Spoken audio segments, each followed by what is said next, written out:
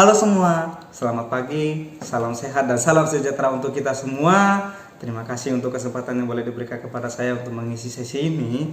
Jikalau biasanya untuk sesi wawasan wiyata Mandala diisi oleh kepala sekolah, tapi kali ini teman-teman panitia pengen memberikan suasana yang sedikit berbeda. Oke, namun sebelum saya masuk ke poin penting tentang materi wawasan wiyata Mandala, saya pengen memperkenalkan diri saya dulu. Ya, perkenalkan, nama saya Daud Patasik, sarjana sains. Ya, kemudian saya kelahiran Tarakan. Tanggal lahir saya adalah 30 Agustus tahun 89. Kemudian latar pendidikan saya adalah sarjana S1 Fisika Murni di Universitas Negeri Makassar mulai tahun 2008 sampai tahun 2012. Lalu saat ini saya bekerja di unit SMA Kristen Tunas Kasih, mengampu mata pelajaran fisika dan SBK. Kemudian dari yayasan dan kepala sekolah memberikan mandat tambahan, saya merangkap jabatan sebagai wakil kepala sekolah bagian urusan kesiswaan. Jadi nanti teman-temannya tidak ketemu sama saya di pelajaran fisika atau SBK, jangan khawatir, kita masih bisa ketemu untuk hal-hal terkait dengan kegiatan kesiswaan, baik OSIS, Pramuka, PKS, dan lain-lain.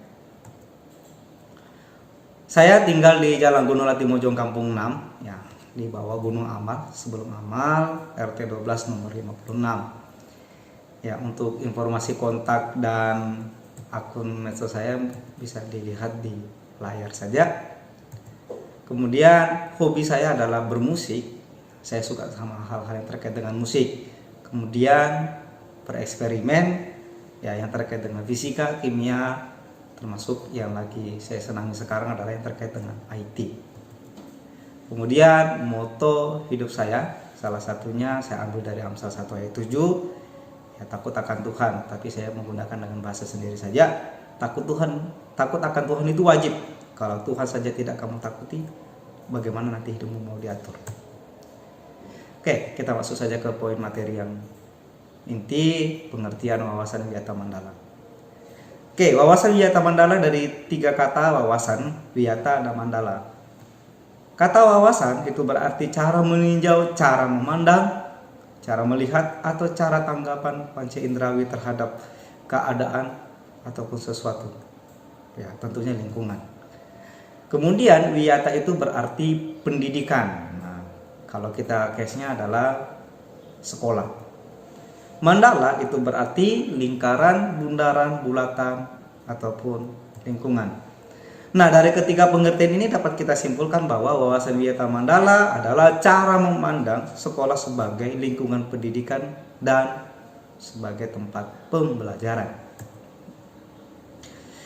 Berikutnya, ketika sekolah sebagai lingkungan pendidikan dan pembelajaran, maka sekolah mengemban misi pendidikan, yaitu sekolah tidak boleh digunakan untuk tujuan-tujuan lain di luar kegiatan ataupun di luar bidang pendidikan. Kemudian sekolah harus benar-benar menjadi ciri khas masyarakat belajar di dalamnya. Ya, sesuai dengan harapan pemerintah wajib belajar 12 tahun, maka sekolah juga harus benar-benar bisa mewujudkan program pemerintah. Ya, salah satu juga menjadi ciri khas masyarakat yang mau belajar. Berikutnya, sekolah terus-menerus menggali, mengenal, memahami, menyadari, menguasai, menghayati, ataupun juga menyampaikan nilai-nilai positif yang ada pada sekolah. Kemudian yang tak kalah pentingnya adalah sekolah harus menjadi suri tauladan masyarakat sekitarnya sebagai bagian dari misi pendidikannya itu. Kemudian bagaimana cara mewujudkan wawasan wiyata Mandala itu? Ya, dalam pewujudannya ada beberapa komponen yang mengambil peran penting dalam pewujudannya. Ya, ada 5. Yang pertama, kepala sekolah, guru, sivitas akademika, murid, dan tentunya juga adalah masyarakat. Lalu Apa saja peran kepala sekolah dalam pewujudan wawasan Wiyaka Mandala? Yang pertama, kepala sekolah berwenang dan bertanggung jawab penuh terhadap penyelenggaraan pendidikan di lingkungan sekolah. Lalu kepala sekolah wajib dihormati serta berwibawa. Artinya siapapun yang berkepentingan dengan sekolah haruslah melalui kepala sekolah ya. Karena memang kepala sekolah merupakan puncak kepemimpinan. Ya, mereka yang punya kapasitas untuk memimpin termasuk dalam pengambilan keputusan. Lalu semua aparat sekolah tidak boleh bertindak sendiri-sendiri, melainkan semuanya harus sepengetahuan atau seizin kepala sekolah. Ya, artinya semua sivitas akademika yang ada di sekolah tidak boleh melakukan aktivitas tanpa sepengetahuan kepala sekolah. Kepala sekolah melaksanakan program-program yang sudah disiapkan, yang kemudian telah disusun bersama dengan komunitas sekolah. Selanjutnya adalah menyelenggarakan musyawarah sekolah yang melibatkan tenaga pendidik atau bapak ibu guru, OSIS, komunitas sekolah, TOMA, tokoh masyarakat, dan pihak keamanan setempat. Ya, dalam hal ini bisa saja Babinsa, TNI, kepolisian. Lalu berikutnya menertibkan lingkungan sekolah baik yang berbentuk sarana maupun peraturan dan tata tertib. Selanjutnya juga mengadakan rapat koordinasi yang bersifat insidentil. Ya, sifatnya intern juga, baik antar guru, mengundang wali murid ataupun juga dengan rapat bersama siswa. Selanjutnya kepala sekolah juga berperan dalam penyelenggaraan kegiatan yang dapat menunjang aktivitas kegiatan sekolah seperti PKS, pramuka, PNR, paskibraka, kesenian, dan lain-lain. Ya. Itu tadi peran kepala sekolah. Berikutnya adalah peran guru. Ya, peran guru adalah menjunjung tinggi martabat dan citranya baik sikap maupun tingkah lakunya. Ya, harus juga menjadi tauladan di masyarakat tentunya. Guru juga harus mampu memimpin baik di lingkungan sekolah ataupun ketika berada di luar lingkungan sekolah. Ya, kata guru itu dari kata digugu dan dituru. Artinya ya, peran guru adalah bisa dipercayai oleh diri sendiri dan juga warga sekolah. Peran sivitas akademika. Tata usaha harus mendukung kepentingan administrasi dalam rangka proses belajar mengajar di sekolah. Oke, ya, sivitas akademika itu ada beberapa ya, baik dari tata usaha, ada keamanan maupun pengurus yang lain. Perangkat sekolah seperti pegawai, satpam, tukang kebun, OB, CS, ya, termasuk guru piket dan lain-lain harus melaksanakan tugas, hak dan kewajibannya sesuai dengan bidang tugas masing-masing. Ya, biasanya ini disampaikan ketika di rapat pembagian tugas oleh Bapak Ibu guru. Nah, semua warga sekolah menjalin rasa persaudaraan demi kenyamanan warga sekolah. Oke, komponen berikutnya yang berperan penting adalah murid atau siswa peserta didik. Murid mentaati tata tertib yang berlaku di sekolah tanpa terkecuali. Ya, mau kamu anaknya seorang presiden sekalipun, ya, ketika kamu berada di sekolah, maka tata tertib yang berlaku di sekolah juga berlaku pada dirimu. Tidak ada pengecualian. Kemudian hormat dan sopan kepada guru, warga sekolah yang lain. Ya, ini tentunya harus kita tetap pegang sebagai masyarakat atau insan terdidik yang punya hormat dan sopan kepada orang lain. Hormat dan sopan juga kepada teman tentunya. Belajar yang tekun, ya, tugas murid kan adalah belajar. Kemudian menyelesaikan tugas yang diberikan oleh Bapak Ibu guru. Ya, harapan kita sebenarnya adalah ya, yang belajar adalah murid, sehingga sikap proaktif itu harus melekat kepada semua murid-murid ketika dalam melaksanakan proses pembelajaran, bertanya, belajar, berdiskusi dan segala macam. Ya, jatuhnya adalah murid-murid harus lebih aktif. Kemudian tak kalah pentingnya adalah menjaga nama baik keluarga dan sekolah dimanapun berada.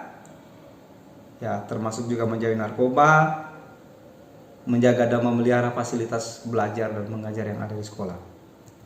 Kemudian ya, menjaga keamanan sekolah tentunya.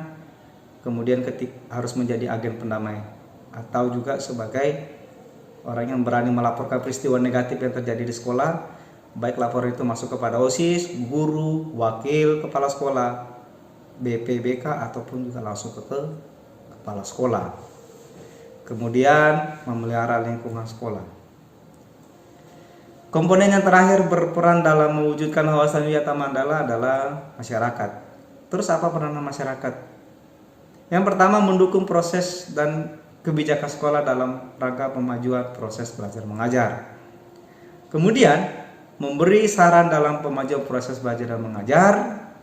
Berikutnya juga ikut menjaga keamanan lingkungan sekolah, serta mengadakan kerjasama dengan pihak sekolah melalui komite sekolah. Sekolah sebagai kawasan wiyata Mandala. Ya, istilah 7K ini mulai dari TK malang kamu sudah pernah dengar ya. Jadi saya tak perlu lagi jelaskan lebih lanjut. Apa saja komponen 7K? Ada keamanan dan kenyamanan, kekeluargaan, kemudian kedisiplinan. Ya, tadi seperti yang saya sampaikan bicara tentang peran sebagai murid, ya, mematuhi tata tertib. Kemudian kerindangan, kebersihan, keindahan, dan ketertiban. Terus kita masuk pada penggunaan sekolah. Sebagai lembaga pendidikan, maka sekolah tidak boleh digunakan untuk yang pertama, promosi dan penjualan produk yang tidak ada hubungannya dengan proses pendidikan. Yang kedua, sekolah tidak boleh menjadi tempat penyebaran aliran sesat dan penyebaran pemahaman suatu agama tertentu yang bertentangan dengan undang-undang yang berlaku di Indonesia. Kemudian, karena sekolah merupakan area netral politik, maka kegiatan propaganda politik dan tempat berkampanye sangat dilarang. Berikutnya adalah syuting film dan sinetron tanpa izin Pemda, itu juga tidak boleh. Kegiatan yang dapat menimbulkan kerusakan, perselisihan sehingga suasana sekolah menjadi tidak kondusif juga tentunya tidak boleh dilakukan. Terus bagaimana mekanisme pelaksanaan wiyata Mandala? Oke, tahap preventif atau tahap pendampingan. 1. Ya, memelihara sekolah melalui 7K tadi. Kemudian menciptakan suasana harmonis antar warga sekolah. Ya, saling bekerja sama membentuk jaringan pengawasan yang bisa bersifat kegiatan razia. Kemudian menghilangkan bentuk perpeloncoan saat MOS atau lebih dikenal dengan istilah MPLS sekarang. Ya, makanya kemudian mulai dari tahun 2015 itu kegiatan perpeloncoan pada saat MOS itu sangat-sangat dilarang untuk menghindari aksi balas dendam dari senior terhadap junior. Mengisi jam kosong dengan kegiatan ekstrakurikuler. Ya, kegiatan ekstrakurikuler ini lebih menjurus pada kegiatan yang kemudian terkait dengan pengembangan potensi, minat dan bakat yang dimiliki siswa. Ya, nanti teman-teman yang punya minat dan bakat baik dalam hal akademik maupun non akademik, baik olahraga dan kesenian, ya, sekolah punya fasilitas untuk hal itu. Berikutnya adalah meningkatkan keamanan dan ketertiban saat berangkat dan bahkan pulang sekolah pun juga. Itu tadi tahap preventif. Kemudian bagaimana dengan tahap represif? Yang pertama, seperti tadi saya sudah sampaikan bahwa kita adalah agen pendamai, maka ketika terjadi perselisihan, setiap warga sekolah wajib mendamaikan pihak yang terlibat perselisihan tersebut. Ya, jangan malah menjadi kompor yang harusnya meredam suasana, malah bikin semakin runyam keadaan. Oke. Yang berikutnya adalah menetralisir isu negatif yang berkembang. Kemudian berkoordinasi dengan pihak keamanan bila ada terjadi peristiwa kriminal di sekolah. Oke, saya rasa untuk di sekolah Tunas Kasih belum perlulah sampai dengan hal-hal kegiatan yang melibatkan pihak keamanan, karena saya yakin dan percaya anak-anak kami yang ada di Tunas Kasih ya, bisa menjaga sikap. Untuk penyelesaian kasus secara hukum terhadap kasus yang melibatkan pihak luar sekolah, mengadakan bimbingan dan penyuluhan, ini diselenggarakan oleh BKBP. Kemudian memberikan sanksi sesuai dengan tata tertib yang berlaku. Ya, seperti tadi saya sudah sampaikan, semua tata tertib yang ada ketika ada yang melanggar, semua akan diberi sanksi. Tidak peduli mau anaknya presiden kah, mau anaknya kepala sekolah, anaknya ketua yayasan, atau siapapun, tidak memandang jabatan itu, sekolah harus bersikap adil. Oke, itu sekitaran tentang wawasan nyata Mandala. Kemudian nanti dalam proses pewujudan tersebut ya akan berjalan ketika proses pembelajaran sudah benar-benar dimulai. Demikian yang bisa saya dapat sampaikan. Kurang dan lebihnya saya mohon maaf. Terima kasih atas perhatiannya. Tuhan Yesus memberkati.